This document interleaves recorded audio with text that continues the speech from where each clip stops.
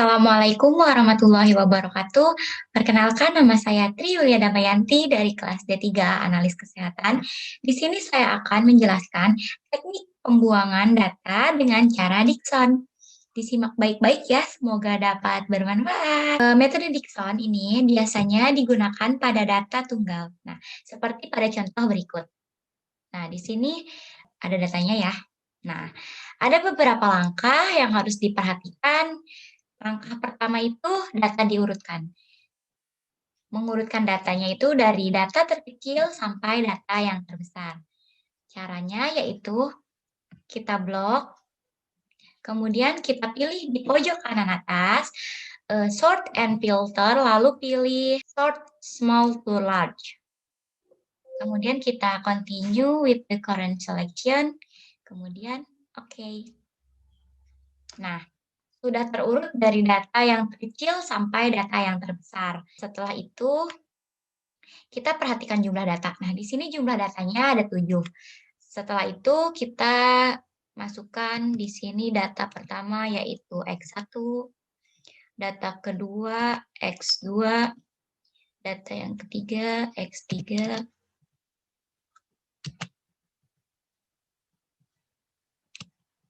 dan seterusnya. Setelah itu untuk data yang terakhir yaitu XN. Lalu langkah ketiga yaitu tentukan rumus. Setelah jumlah data yang diketahui, setelah itu kita menentukan rumusnya. Nah, di sini ada rumus untuk data min atau data terendah dan ada data max atau data tertinggi. Karena datanya di sini ada 7, jadi di sini menggunakan Dickson 3 sampai 7. Nah, rumusnya yaitu ada 2, yaitu untuk mengetahui data terendah dan data tertinggi yang perlu dibuang atau tidak. Setelah itu kita masukkan datanya ke dalam rumus. Pertama mencari D-min. Sama dengan buka kurung X2 itu 0,47 dikurang 0,39 tutup kurung dibagi XN 0,99 dikurang dengan X2 0,47. Lalu enter. Nah, didapatlah D-minnya 0,15385. Setelah itu, di tabel di modul ada dekritis. Nah, dekritisnya itu 0,569. Setelah itu kita buat kesimpulan.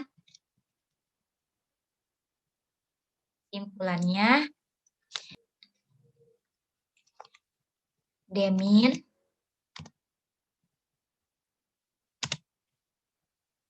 nol koma 15385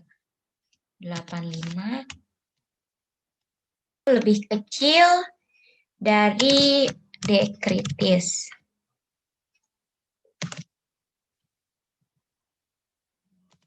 Itu 0,569. Maka datanya tidak perlu dibuang. Karena D-minnya itu lebih kecil daripada dekritisnya. Selanjutnya untuk mencari Dmax. Dmax sama dengan XN 0,99 dikurangi XN min 1 itu artinya data ke-7 dikurangi data ke-1. Berarti kita menggunakan data ke-6. Data ke-6-nya yaitu 0,76.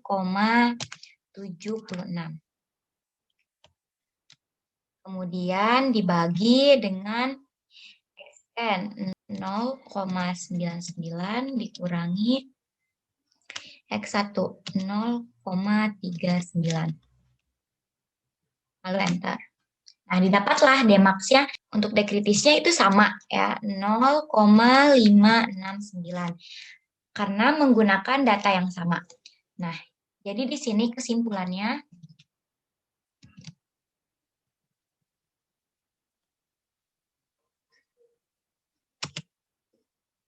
Dmax 0,383333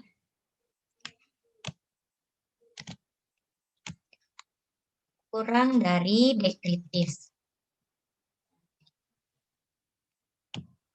yaitu 0,569. Maka datanya tidak perlu dibuang.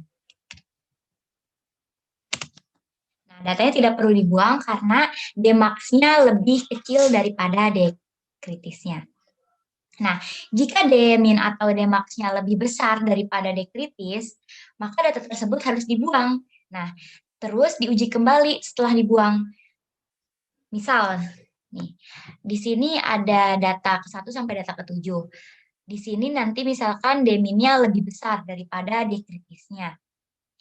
Maka kita punya data baru.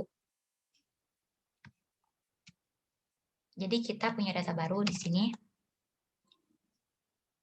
Nah, data ke-1 ininya dibuang.